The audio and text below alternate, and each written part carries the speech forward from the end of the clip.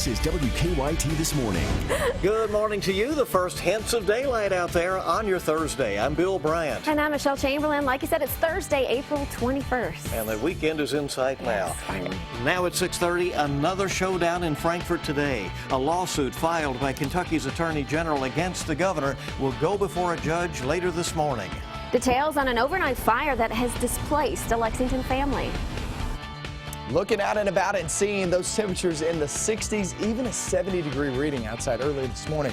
Feels really nice, and only a couple of sprinkles here and there, but for the most part, we're staying dry throughout the morning hours. This afternoon that we really start to see the rain move on in, and I'll show you that forecast coming up. All right, now let's get the early crew right up to the minute on the news here. Kentucky lawmakers have passed a state budget, but a battle over education cuts continues. Attorney General Andy Beshear is suing Governor Matt Bevin over cuts made to the public colleges and universities.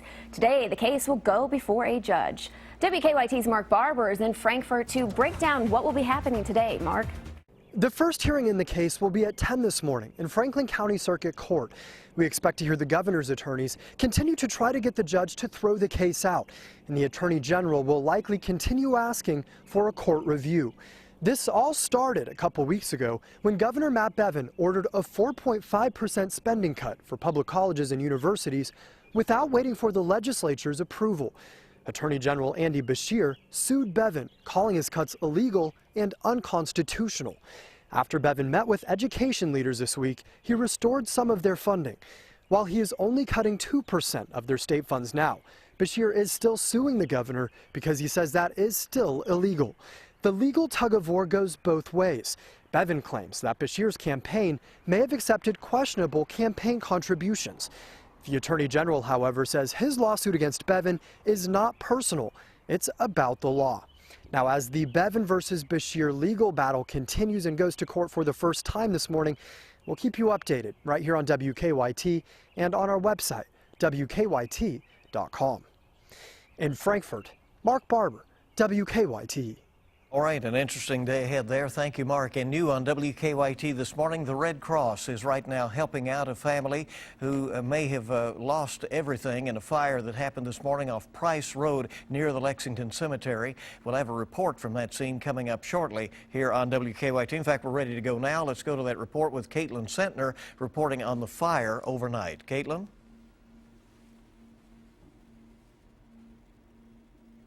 Okay, we were told to go, but I guess she is not ready. We'll get to her in just a minute. So let's move on now to this story. New on WKYT this morning. We have learned that a man was shot and killed overnight in Powell County. State police say it happened last night on Cow Creek Road in Stanton. They say 39-year-old Stephen Strange confronted a woman in her home. Police say that woman, Melissa Roberts, shot Strange in the chest with a 12-gauge shotgun. Strange died at the scene. Now, state police are still investigating what led up to the shooting, and at this time, no charges have been filed. State police say they now have evidence that a southeastern Kentucky school board chairman cheated on his GED. Dexter Smith is the head of the Knox County School Board. He had been under investigation by state police for perjury after allegations surfaced that he did not have a valid high school diploma. Now he's facing new accusations. We can now confirm that Mr. Smith did not take the GED exam himself. We have learned that an individual took that exam for him. Now, police say Smith took the exam in Jackson County, and the woman who allegedly took the test for him was a longtime employee for the Jackson County School Board. At this time, we're told Smith does not face any charges. And police say that they plan to present evidence in that to the Knox County grand jury. All right, now to our coverage of the fire here overnight in Lexington. The Red Cross right now helping out a family who lost their home in a fire. Several crews were on scene throughout the overnight on Price Road near the Lexington Cemetery. Nobody was hurt. That's good news. They do have concerns about a family pet. WKYT's Caitlin Sentner is there live with new details from some neighbors. Caitlin? Good morning, Bill. Now, it may be a little hard to see from here, but this home is badly burned. The back of the home has extensive damage, and so does the upstairs. Now, neighbors tell us they're not able to sleep this morning after seeing everything that happened last night. A neighbor tells me he was sitting in his bedroom when he saw flames outside and ran downstairs to make sure everyone was okay. He tells us he's thanking God this morning because everyone did get out okay. Fire crews said when they got to the scene, the fire was pushing out the side of the home and lapping up the second floor. The aftermath leaving much of the home destroyed. The Lexington Fire Department says its attack on the fire was slowed by a complication. Officials said because of the way the electric enters the home, they had to call Kentucky Utilities and wait for the power to be turned off prior to attacking the blaze. At this point, it's still unclear what sparked the fire. Crews haven't determined an official cause. However, a neighbor said sparks came from a boiler. I just seen flames coming up. I thought somebody had fireworks or something like that. No. I looked in the back, the whole house was on fire. Now, the neighbor tells us the family did have a small dog, and unfortunately, we're told that dog is still missing. Live in Lexington, Caitlin Setner, WKYT. All right, Caitlin, thank you very much. A couple accused of killing a man in eastern Kentucky is expected to enter pleas this morning. State police say Michael and Kayla Curtis kidnapped Tommy Ingersoll and murdered him. His body was found last month in the Kaywood community. Police say he'd been missing for several days before his body was found. A grand jury indicted the Curtises on murder, kidnapping, and some other charges. Police have now identified the victim of a Lincoln County shooting, and they've also made an arrest. Stanford police have charged Benjamin Anderson with 2 counts of wanton endangerment. They say he was intoxicated when he threw a bottle of Joshua Dooley and fired several shots at him when Dooley threw the bottle back. Dooley was shot once. Several other bullets hit the house on Powell Street that he was standing in front of. He is now recovering at UK Hospital. Richmond police are making sure a fallen officer will not be forgotten. The department plans to rename their police building in honor of Officer Daniel Ellis. Ellis was shot and killed during a robbery investigation last November. Now, the Richmond City Commission approved the plan. A memorial plaque will be unveiled during a ceremony tomorrow. A Northern Kentucky murder case will be the focus of a 48 Hours episode on CBS this weekend. The show will examine the case against Shayna Hubers in back-to-back episodes on Saturday. A jury convicted Hubers of killing her boyfriend Ryan Poston in Campbell County in 2012. Hubers, who went to school here in Lexington, has asked for a new trial because her lawyers claim one of the jurors did not disclose that he was a convicted felon. You can see 48 Hours beginning at 10 o'clock Saturday night right here on WKYT. Well, doctors have given her just weeks to live, but a Jessamine County teenager is not giving up without a fight. 16-year-old Michaela Carell is battling an aggressive form of brain cancer. She was first diagnosed as a child, but has lived far beyond what doctors predicted. Now, while she's beaten the odds before, doctors say now there's not much more they can do.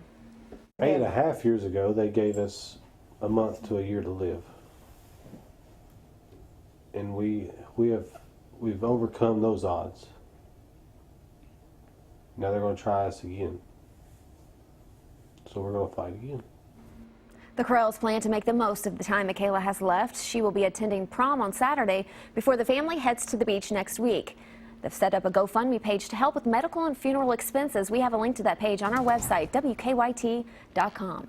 Such a strong smile on her face Yes. there, you know, despite what she's facing. I'm sure that's comforting to her family. Yeah, we wish them the best. We do. Earth Day is tomorrow, but Kentucky Utilities is giving its customers an early gift in honor of the holiday. Customers can pick up 2 free eastern redbug seedlings at KU's Stone Road facility today. You won't even have to get out of your car. The company is setting up tents so customers can drive up, roll down the window, and get the seedlings. That giveaway will begin at 8:30 this morning, and it will last until they give away all 4,000 of those seedlings. So often they have a crowd, so you might want to get there early. Time this morning is 6:39 on WKYT. Let's check to see how traffic's moving along this morning. Here's Officer Don with a check on live drive traffic. Hey, Don. Hey, good morning. Inner loop of Man-O-War at Parker's Mill. That turns out to be a 2-car non-injury collision near that intersection. Traffic's pretty light through there, so not a big problem getting past it. Inbound Versailles Road from Woodford County still looks great past the airport. You can see on our map there, real-time traffic flow is not too bad this morning. In fact, heading toward downtown in front of Fayette Mall. for now is a straight shot. Drive times looking good right now. Coming in from Frankfort, 27 minutes, from Winchester's 23, and from Richmond across the Clays Ferry Bridge about 31. Now back to you in the studio. All right, and Officer Don Deanna on 98.1 The Bull when you get in your car this morning, and you can get the latest traffic and weather information anytime with the WKYT Weather Plus Traffic app. Download that for free in the app or Google Play stores. And it's so good to have you with us on this Thursday morning. WKYT on the air with all the latest. Yeah, the snow is starting to melt in Montana, so some avid skiers have come up with a new way to pass their time. Whoa, check it out, flying through the air. Details on this water sport after weather. We need something like that around here. That would be too neat. Showers, couple of rumbles of thunder as we go through the day today, tomorrow as well, and then your weekend looks phenomenal. But we're going to focus in on the rain coming up next. It's early on your Thursday, and there's the skyline of Hamburg and Lexington as folks are coming to life, getting ready to go here. And we'll be back with more in just a moment. Now, your hour-by-hour forecast with meteorologist Micah Harris. Well, even though we don't have a lot of rain going on right now, we do have a couple of sprinkles far northern zones as you work your way out of Pendleton County, make your way off into Bracken, and also sitting there about to make your way through Mason County. That's it. I mean, across the region, we're looking at cloud cover, and that cloud cover is helping us out with those temperatures earlier this morning. We're in the 60s and even a couple of 70s out and about. I want to show you this. This is pretty interesting. The last time we actually hit 4 consecutive days of 80-plus degrees, which we have done that. It was Sunday, Monday, Tuesday, and Wednesday, was back in April of 2010. Now, that's 4 consecutive days in April of 80-degree-plus weather. It was back in 2010. That was a long time ago, 6 years ago. So it just shows you how warm we have been the past few days. Today, I don't expect a lot of us hitting 80-plus degrees. I expect most of us to stay in the mid to upper 70s. But it's going to be hit and miss with that rain, too. Remember, it's a 40% chance of rain today. Definitely not a washout as we track off into your afternoon. And even going out to, say, your kids' ball game or practice out of the ball fields, even if you get a shower over you, it's not a lot of rain out of that. So it'll take 5-10 minutes. It'll move on by. It's just one of those days. Tomorrow, at a 60% chance of rain. Pretty decent shot at that, especially as we go through your morning hours. Afternoon, it's more of that spotty shot again. But it does fade during the evening and nighttime hours, so heading out to dinner, I don't see much of an issue at that time. Saturday, yeah, once that rain moves on out, Saturday and Sunday look phenomenal. I would say Saturday's probably your better day in terms of the way it feels. Both days will have sunny skies, but the way it feels, you're talking upper 60s, lower 70s for highs on Saturday. That's a really good feel. Sunday, a little bit warmer, right around 80 degrees, but still, nonetheless, it's another good one in store. Check out these pictures. Isn't that cool? This is your Facebook pick of the day. Charles Go sent this one in. I've had awesome pictures this morning showing them off. Micah Harris, WKYT on Facebook.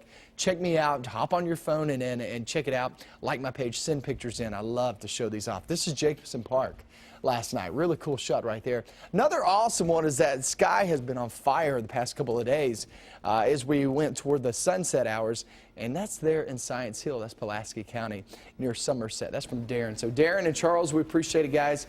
Always love showing off pictures early this morning. 7-day forecast today and tomorrow. Remember, it's spotty. It's kind of hit and miss. Not everybody will see rain, and if you do, it's right around ½ an inch for the people who do see rains, which is not a lot of rain, but we kind of need it. Wash out the air, clean out the air, and yeah, I've been sniffling, I've been sneezing, blowing my nose. I mean, all of us dealing with this. It's really gross. I mean, yeah, I know. It is gross. I walk out of the studio every now and then. Okay? Do you really? I don't think so.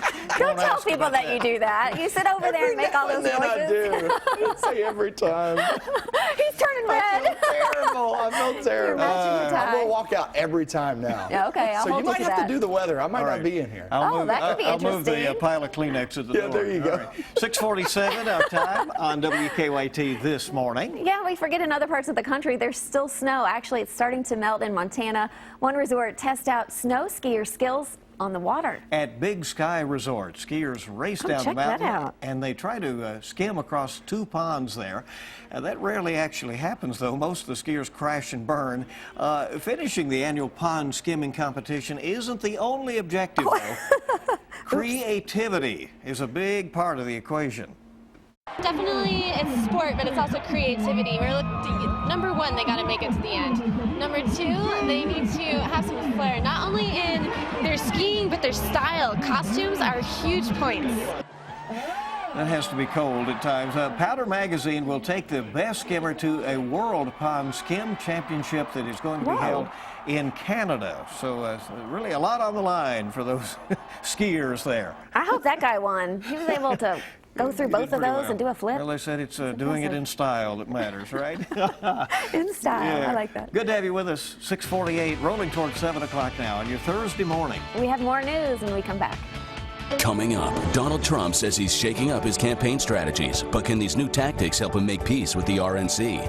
Plus, the Queen of England turns 90. We report from Windsor Castle on all the celebrations. More real news coming up on CBS This Morning, next. And our time is 6:51. We're just minutes away now from CBS This Morning, and they are getting ready to go at the CBS Broadcast Center. Women's wrestling champion China has died overnight, and there will be some details about the investigation of her death this morning. New on WKYT this morning, a Lexington family is working to salvage what they can after their home was damaged in an overnight fire. 5 people live in the home on Price Road near the Lexington Cemetery. 4 of them were home, and the fire started around midnight. Most of the home is damaged or destroyed. Nobody was hurt. The family says their dog is still unaccounted for this morning. We're checking with state police this morning to see if any changes will be filed in a deadly overnight shooting in Powell County. State police say it happened last night on Cow Creek Road in Stanton. They say 39-year-old Stephen Strange confronted a woman in her home. That's when police say that woman, Melissa Roberts, shot Strange in the chest with a 12-gauge shotgun. Strange died at the scene. State police are still investigating what led up to that shooting.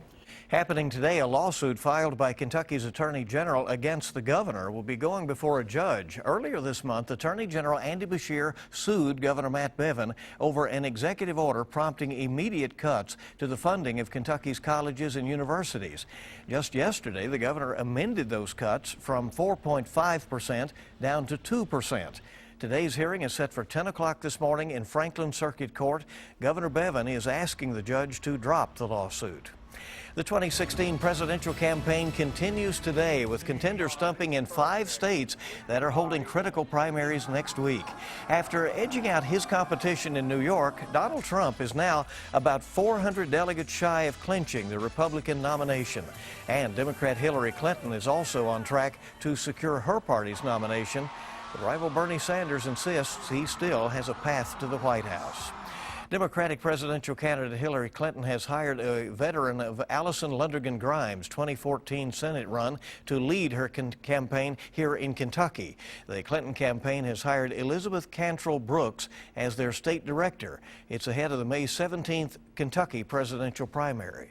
Michigan's Attorney General says more charges could be filed in connection to the Flint water crisis. 2 state regulators and a city employee are now facing multiple felonies, including evidence tampering for allegedly failing to prevent the contamination.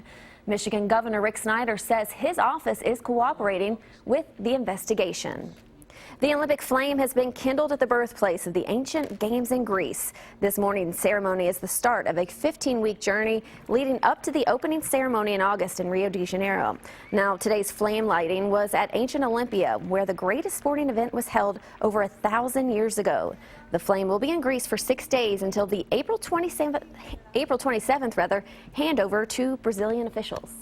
Well, wherever you're headed today, we will be right there with you with the very latest on your phone or your desktop on WKYT.com. We expect a few showers over the next couple of days and then a very nice weekend. Check out Micah's forecast and real-time observations also available for you anytime, as well as traffic info. Details still coming in about that overnight fire in Lexington that has destroyed a family's home.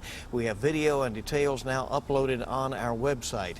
We also have more about how Frankfort EMS is planning changes in the way it deals with heart attack patients by keeping them at the scene longer and doing more extensive CPR before rushing them to the hospital. We'll be following up to see how that goes over there. Also trending, more and more people these days are discovering that they have food allergies, and we have a list of 25 allergy-fighting foods and what it is about them that makes them healthy. A southeastern Kentucky school board chairman who is under investigation for perjury is now accused of having someone else take a GED exam for him. Look for updates on this story on air and online. We'll be in Frankfort this morning as the judge hears that lawsuit against Governor Bevin over his ability to cut current year funding for colleges and universities. On Kentucky.com, the Lexington Council wants a full audit of the Bluegrass Area Development District. They want to know where the money is and where it's going. And there is a list of Kentucky's top 10 high schools as well. And CBS This Morning is on the way with your eye opener. And of course, we'll have local updates as well as they're scrambling to get ready for that national broadcast. By the way, America's fastest growing morning network newscast is CBS This Morning. Hey, join us on Facebook, follow us on Twitter or Instagram, and for the latest anytime, WKYT.com. Well, we have a couple of sprinkles here and there, but for the most part, we're staying dry early this morning. I do believe as we go through the day, we'll have a few more shower chances and maybe even a rumble of thunder. Temperatures are in the mid-60s now. We'll actually finish off about 10 to maybe 13, 14 degrees higher than where we are at this moment. So you add that together, we'll actually be in the mid to upper 70s. Later on this afternoon. Most stay below 80 degrees. It's going to be a good feel. You have the clouds overhead so the sun's not beaming down on you. With some breezy conditions in the mid-70s, that's a nice day. And also that chance of rain is at 40%, guys. This is no slam dunk. This is no 100% chance of rain.